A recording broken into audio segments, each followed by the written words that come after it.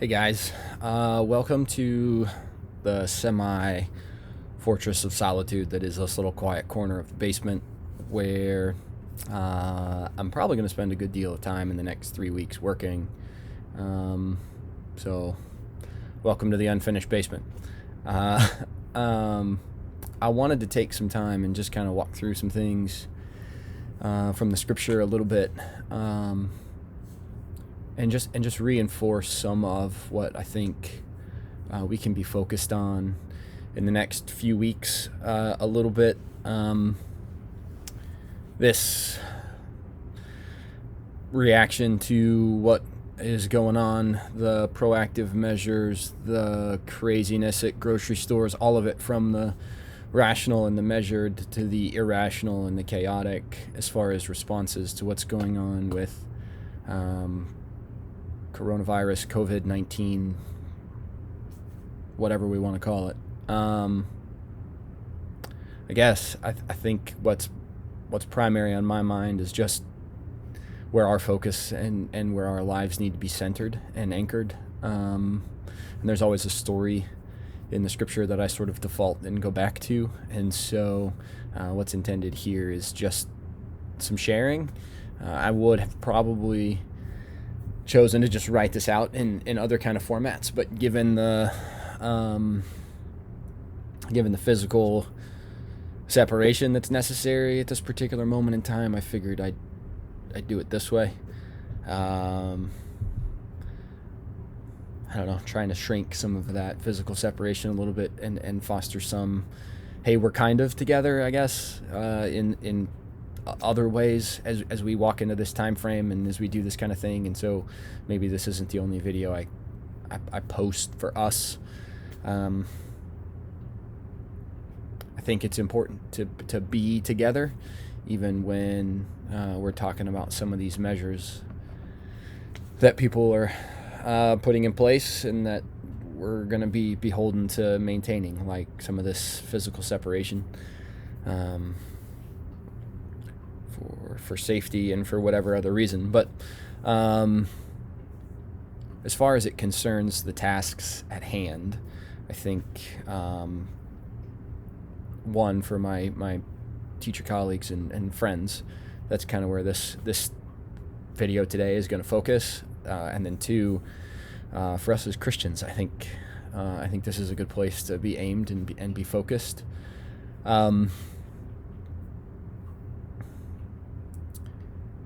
The importance of time in prayer and time with the Lord, obviously, in some stressful situations, a lot of this is just, okay, so how do we navigate this new thing, this new method, this new challenge? And some of this is just the stress of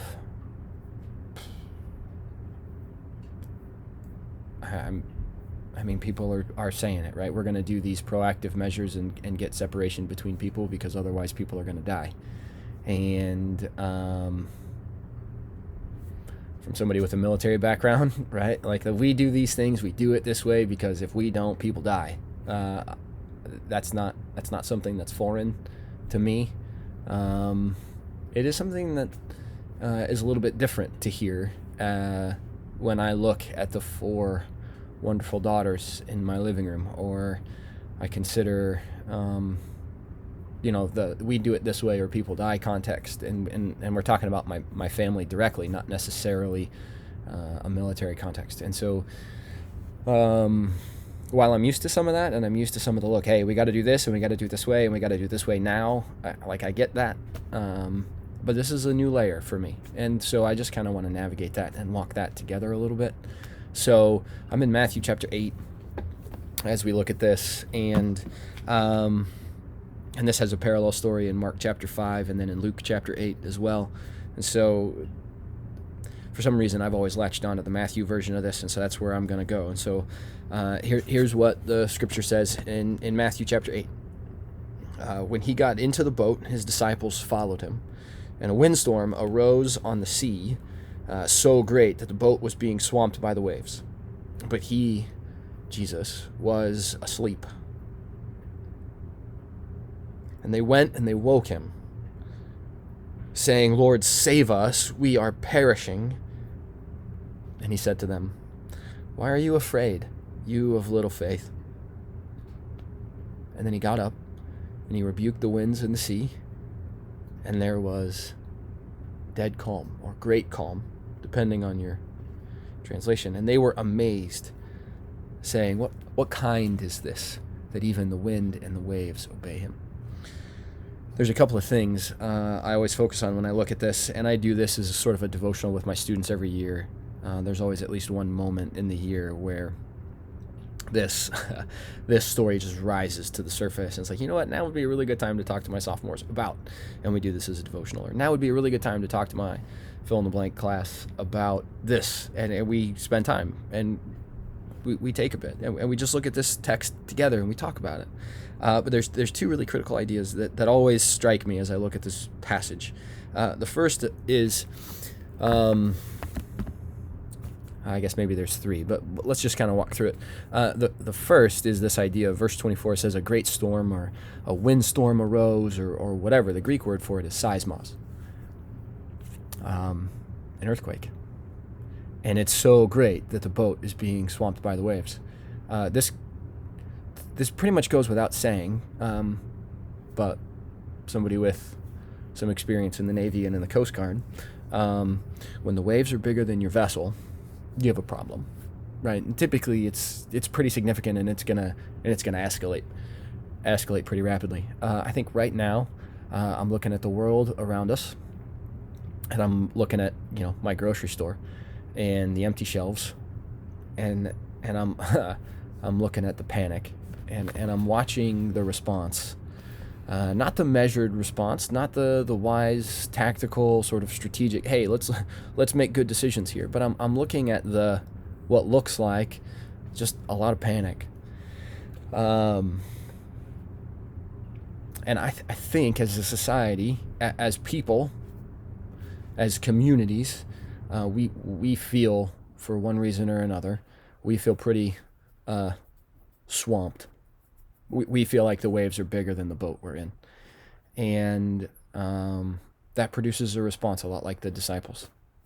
They run in a panic, and they wake him up, and, hey, we're dying, fix this.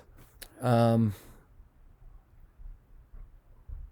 think there's good and bad in their response. First, I think the good is they know where to go to have him, solve the problem. They go to Christ. That's the place to go.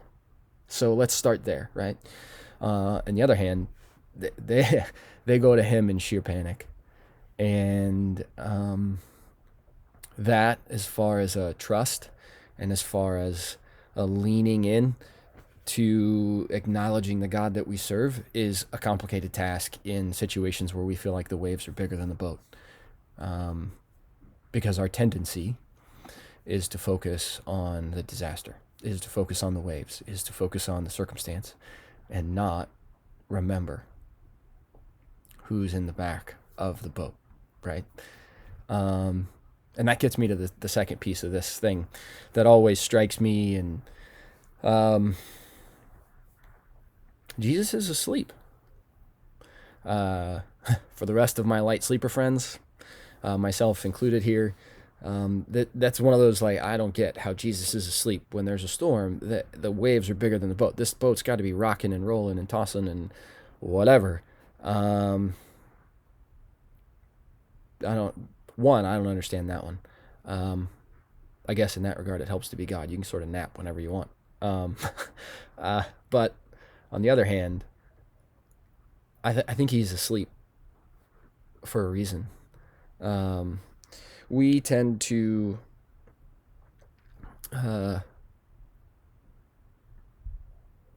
go through these seasons where we ask serious questions about where God is, and about what he's doing, and about why he's doing what he's doing, fill in the blank, where we don't feel like we have good answers to our questions. And in that moment, we feel like God's distant, or he's asleep, or something to that effect. And it adds to the panic. And so, like, right now, there's a lot of folks I've seen who are doing the why is God letting this happen? Or what's the purpose in this? Or what are we supposed to learn? Or fill in the blank. And honestly, I don't really know if a lot of those questions are the right sets of questions to ask. I think there's a basic biblical answer to the hows and whys of issues like this. I mean, hopefully, societies across the planet are taking measures that are going to make this pale in comparison to things like the plague, right? But at the same time, there's a real sense of, man, what is going on, and how is this all going to work out? And please, dear God, protect my families and don't let lots of people die, because I don't think any of us want that.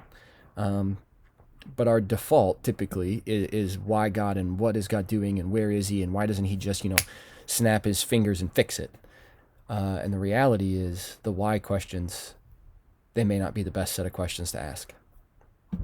We want to ask them because we feel like understanding why it's going to make it all better. When, in my experience, as a chaplain, as a teacher, counseling students and peers, and walking through life together with people, the why questions,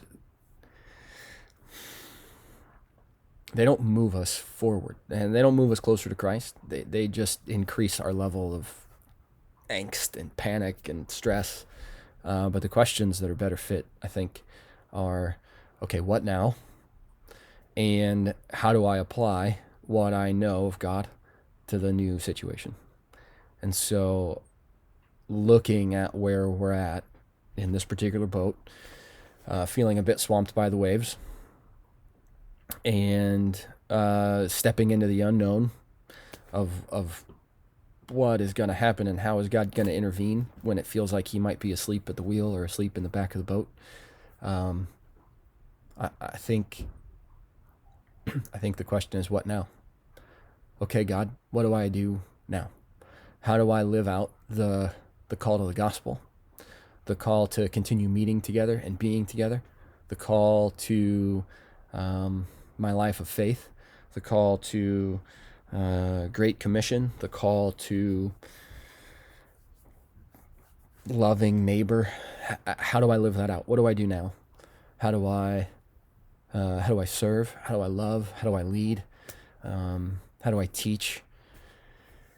I think those questions are a better fit that help us answer with a mind on, all right, so this is how I continue to live my life like Jesus.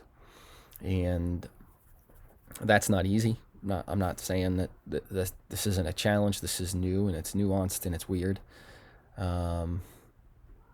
So that's part of the navigation. And so I think the first part of this is the recognition that right now life feels like we're being swamped, and like the storm is bigger than our boat. 2, it feels like Jesus is asleep, and we're wondering where he is and what he's doing. But the answer isn't necessarily running to him in panic with questions about why, and just trying to understand the cosmic scheme of God's sovereignty. I think the answer is in a real, God, what do I do now? What are you telling me to do? What are you leading me to do? How do I continue living by those priorities and in those ways that you've called me to live, and the things you've called me to do, like teach, like be a nurse, like act, like fill in the blank, whatever it is? How do I do these things when the waves are bigger than the boat and I don't understand what's going on? I think at least those questions of the what now, of the how do I live according to the set of priorities I have, I think those questions at least lead us forward. And then the last piece of this story is their question at the end. And he gets up and he calms the wind and the waves, and his "you of little faith" seems to be, I think if I put myself in the story, his comment about "you of little faith" seems to be a bit harsh, right? I understand the disciples' panic. I get it. I don't appreciate it when that panic takes over the grocery store and there's no toilet paper to buy, or the the grocery stock of rice and milk and whatever else has been totally wiped out. But I get it. When we feel overwhelmed by the storm and like our boat is going to sink, our response,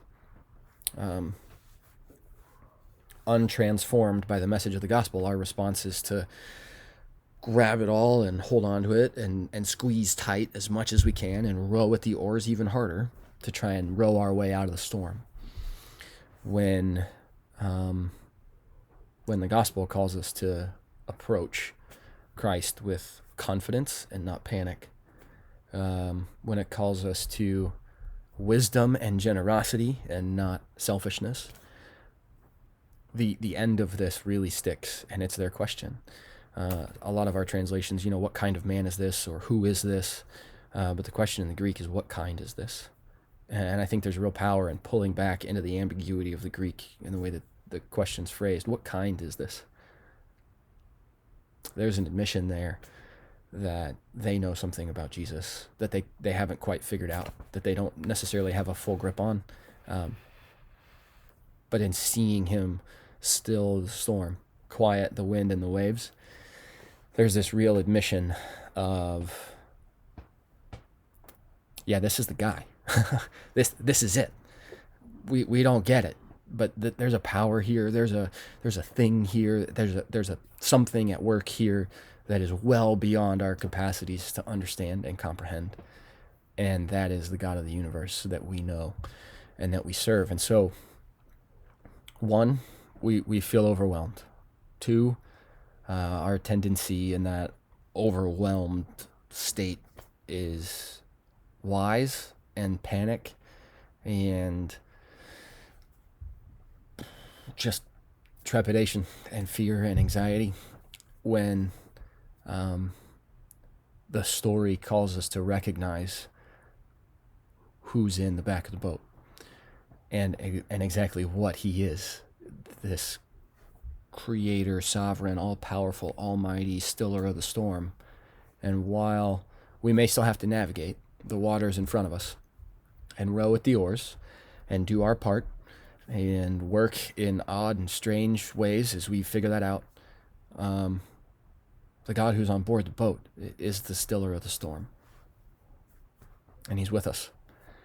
And I'm not saying it's not a challenge. I'm not saying I'm still not challenged. This is hard for me to navigate as a dad and figure out how to lead my kids and what to tell them and how.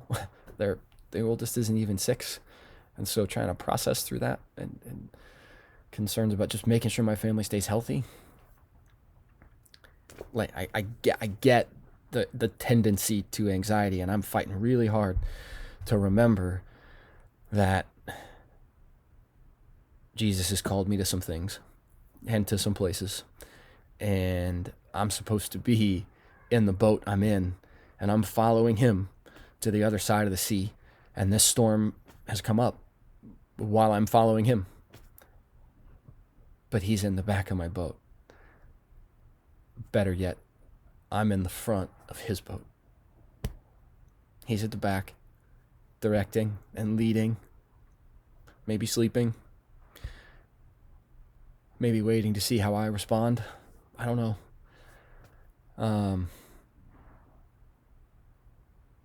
But it's Jesus. It's Christ. It's the Lord and maker of the universe. It's that Logos from John chapter 1 who created all things, and without him nothing has been created. He's the one in the back of this boat. And if I'm on board his boat, headed in the direction that he told us to go, working and rowing toward what he told me to work and row toward, then I can take it easy on the panic and the anxiety. And I can find ways to press into trusting him to lead with wisdom and with grace, right? And with protection and safety. Because he's the God of the universe.